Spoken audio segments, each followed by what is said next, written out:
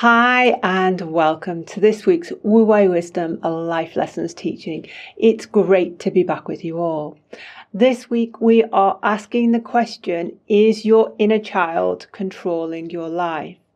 You'll learn how to spot the telltale signs that your inner child may be in control and dominating you, and how this may be impacting your health, happiness and relationships.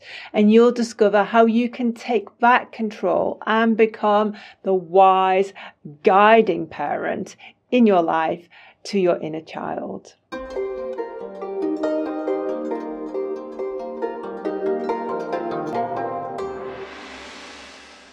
Okay, David, so for our new listeners, let's just go very quickly back to basics. What do we mean when we say the inner child? Well, it's a label I want to give to the part of your mind that you may want to call your ego or your subconscious mind. And it's a very powerful part of your mind. This is very important. It's not separate from you or outside of you. It's a part of your mind that we're giving a label of the inner child. And why we give it that label is that part of your mind was kind of formed and set in your childhood. Normally around the ages of 6 years old and 9 years old is very important. And this is the age when your emotional senses are fully developed, but your cognitive reasoning, you couldn't understand what was going on around you, maybe in a dysfunctional family or at school or with your siblings or maybe being bullied, and you couldn't understand that. So you formed a belief system, a childlike belief system that really is running your life now. Even though you're mature, even though you're getting on in the world, in your career and maybe in your relationships, this inner child voice is still very powerful underneath, talking to you virtually all of the time. And so, David, how do we know? Because we all have an inner child. Yes. And a lot of our teachings are about our relationship with our inner child, how to bring it back into a balance. And so what we're talking about here is when our inner child is absolutely in control of us. So that particular part of our mind that we've carried from childhood is super in control of us, is dominating our thoughts and our actions and our decisions. What, for listeners, what are the obvious signs that there is an imbalance here, that our inner child is in control of what we're doing? And this goes back to a Wu Wei Wisdom saying I try and say in every video, Alex. We are the creator of our emotions. We are not the victim. So how you know when the inner child is in control is you are a victim of your emotions. And that might be fear, anxiety, jealousy, any strong, intense emotional feeling that you are creating, but you believe that you're a victim of it. And many of my clients will say this. This is normally the first question I ask them when we do a one-to-one. Do you agree that you are the creator of your emotions and not the victim? And they say something like this. So if you ever said this, intellectually I agree with you, David, but... Yeah. means they don't agree. And that's the inner child is in control, because the inner child will speak through the emotions. So not only are you saying a really good indicator is if we are living our life much of the time experiencing uncomfortable, painful red light emotions, but that we believe the reason for that is because of external circumstances, because of other people, because of things happening to us. That's the inner child's logic, is to be the victim and to blame others, rather than being, I guess, the adult and saying, I'm experiencing these emotions, I'm creating them, and I can't blame other people. As a general trend. Yes, as a general trend, what you just said is very important, because most people, my clients who come and do a one-to-one session, will see the inner child as almost like their enemy, something they have to defeat, something they have to overcome. But the inner child is doing what it believes is correct. It believes it's keeping you emotionally protected. So when you say, do you create your feelings? And they say, intellectually, I believe I do. But what they mean is that part of the mind, the inner child, cannot accept that they are creating the feelings. They've set up a story and then an identity. That's very important, what I've just said.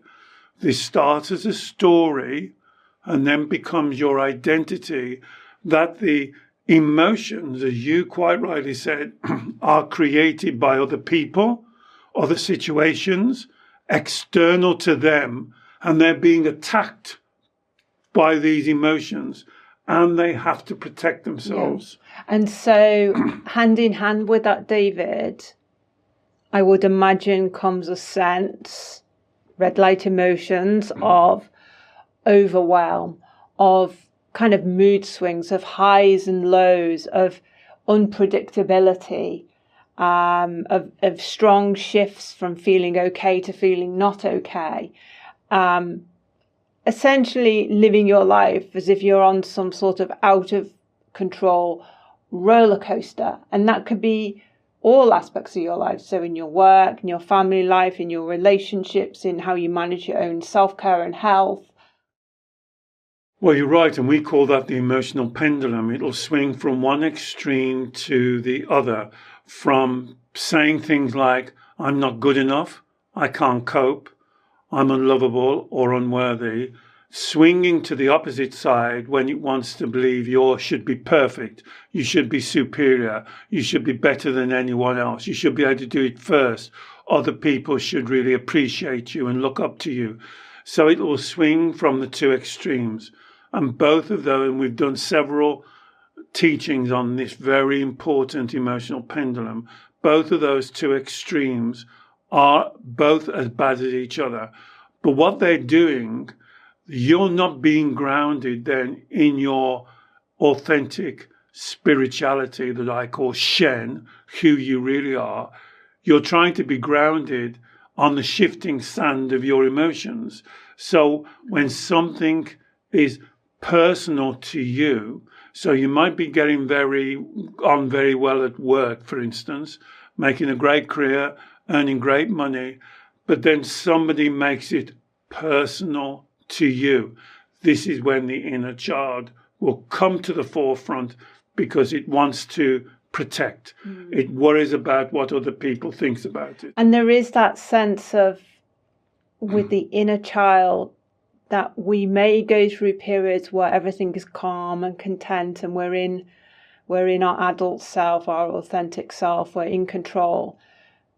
But that all of a sudden something will happen in our life. Someone says a certain thing or a certain challenge comes to us, and it's like all of a sudden we are back in our inner child thinking. We're back to being that 6, 7, 8, 9-year-old and how they would react, even though we have all the life experience, all the wisdom now, all the knowledge and skills to know how to deal with these particular situations calmly, in a balanced way and authentically. It's like a switch is flipped, and that can be very destabilizing for some people, that kind of switch back into the inner child psyche.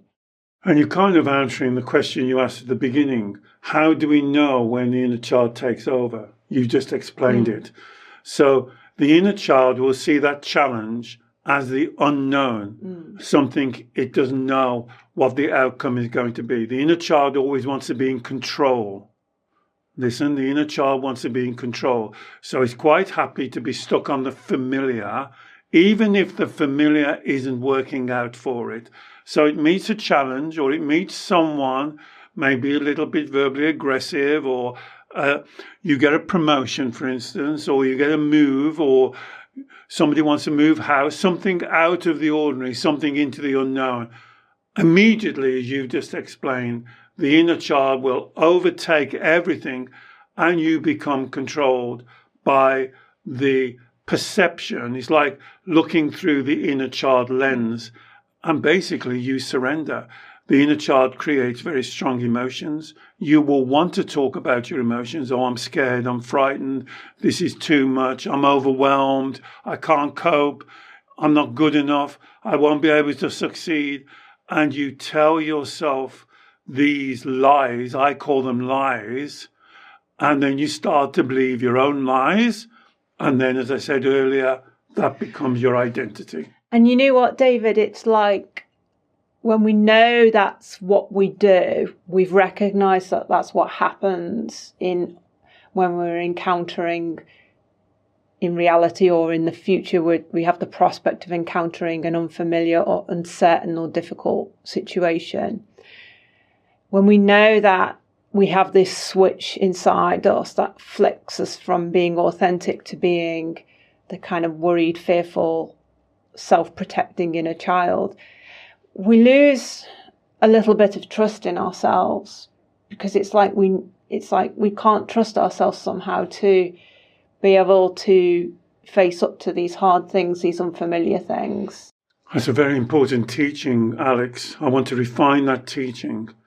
When the inner child takes over, the inner child loses trust in the adult part of your mind, because it sees the adult part of your mind as weak, can't stand up to it. So you said there's a break in trust, but the break in trust is from the inner child believing that it can't rely, you are not consistent.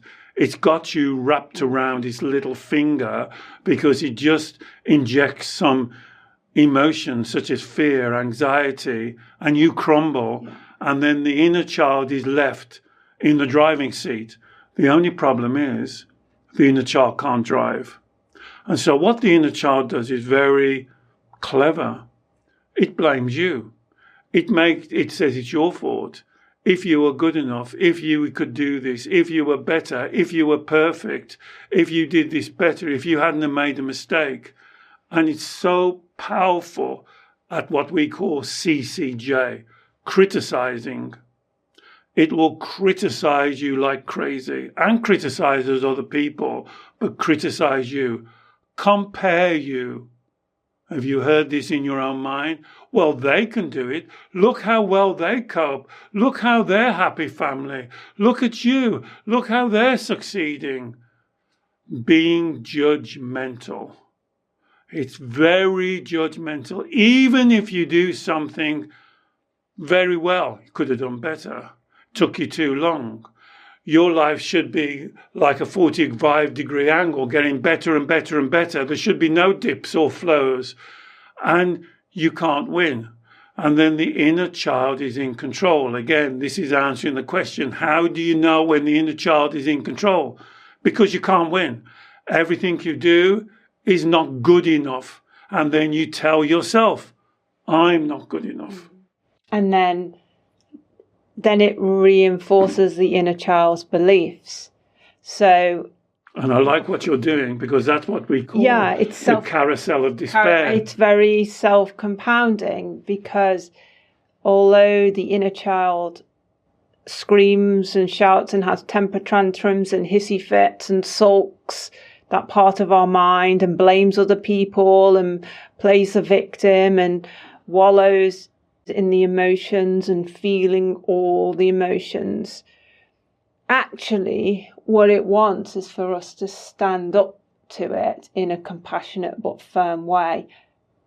And the us there I'm referring to is our wise, adult, authentic, Shen self, that parent part of our psyche that is naturally calm, that is naturally resourceful, is naturally creative under challenging circumstances, can naturally find a flow and a way forward in any difficult situation. Actually, what the inner child wants is for us to step up to the plate and stand up to it gently, even though that the inner child part of our mind will push against that and have even more of a temper tantrum, or create even more red light feelings.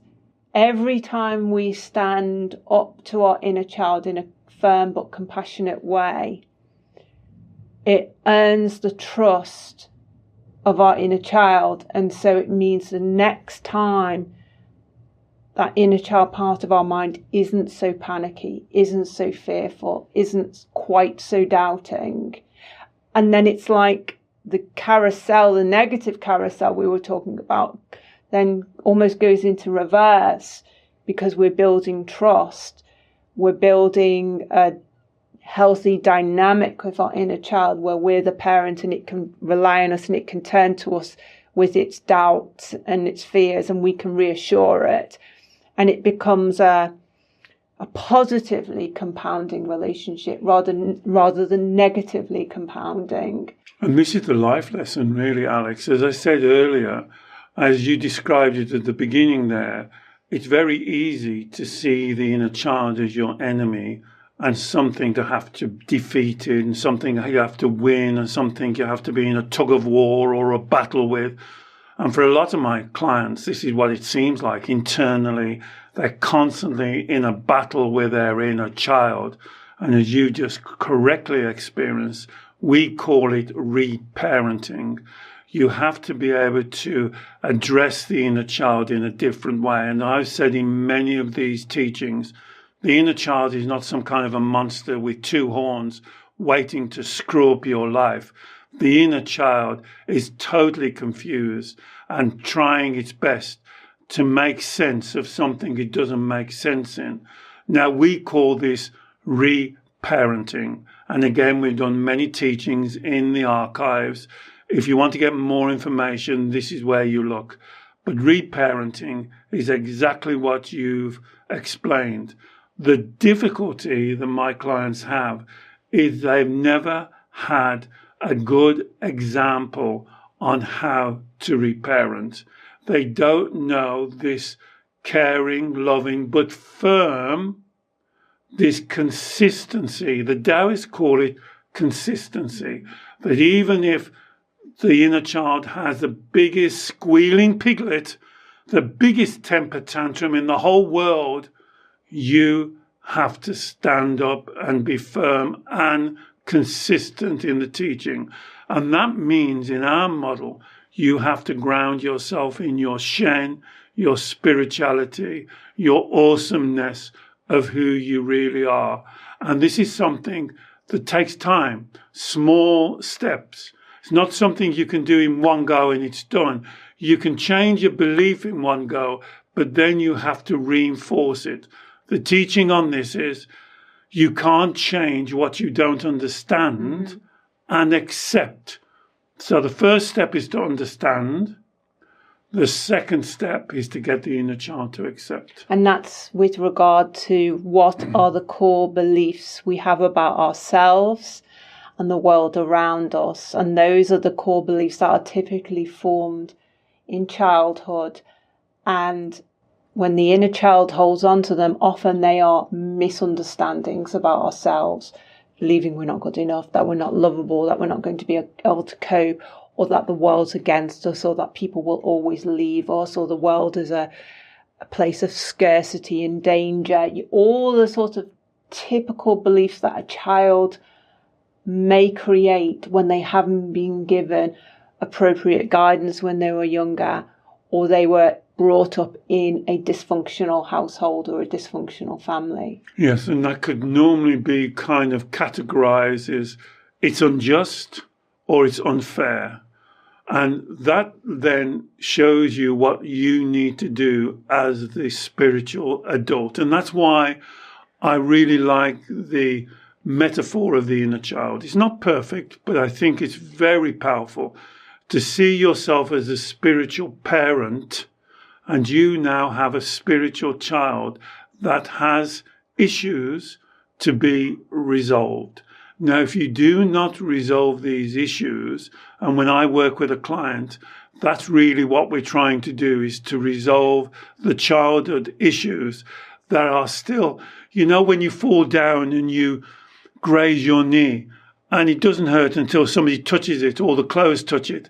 That's what an unresolved issue is like. It's there, it's open, but until something touches it, then it sparks And that's off. the switch I was talking about. So we can go for weeks, months, not have any issues. But as soon as we encounter a person or a situation that touches that sore, unresolved point, it's like, we're back to square one. We're back to being that child, that fearful child, that angry child, that anxious child, and all the host of things that that inner child believes in become then the narrative in our mind, our self-talk, which take over from logic, from authenticity.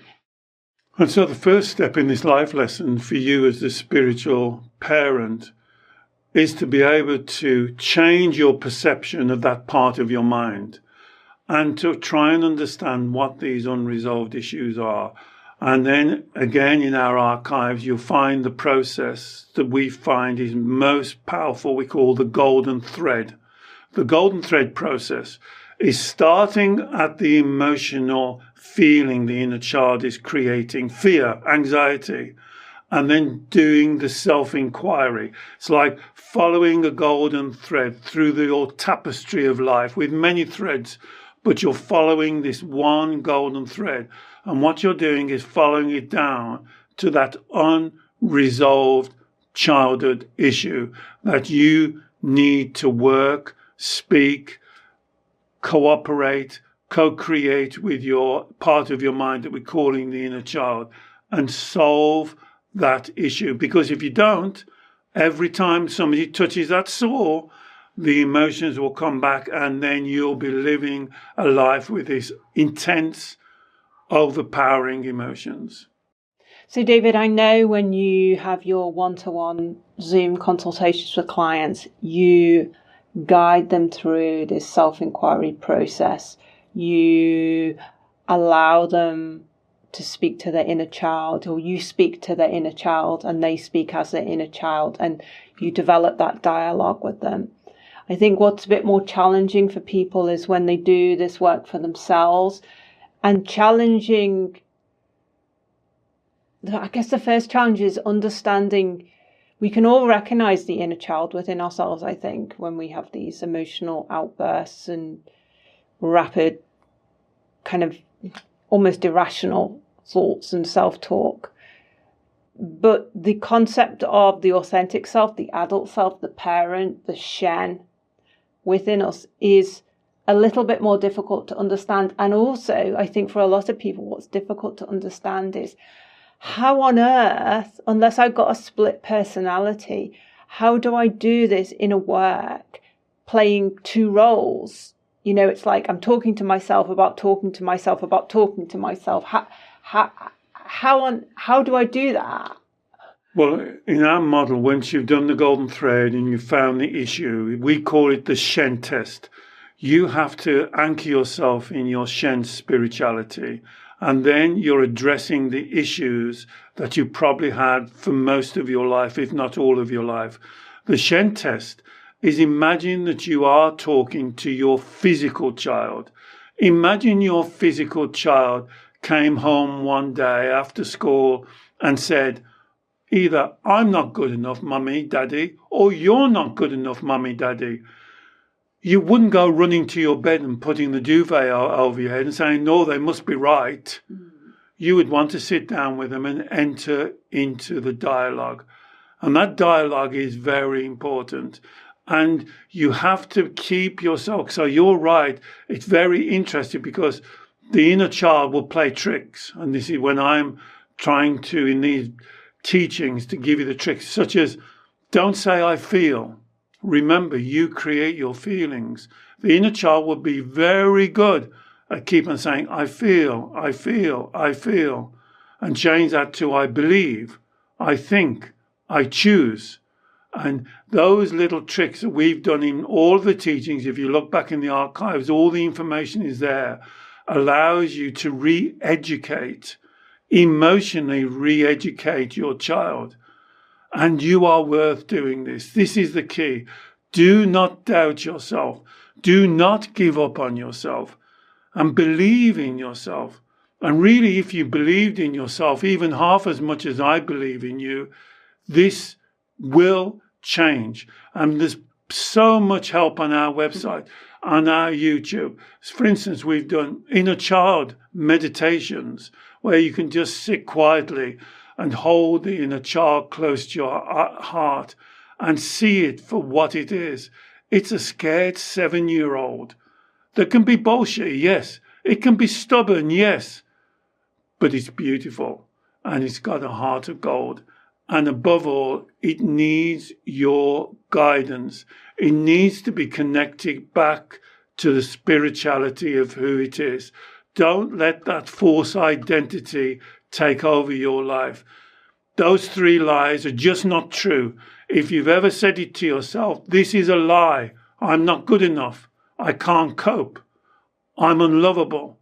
I'm unworthy. I don't deserve it. These are lies. And this is when the inner child is in control of you.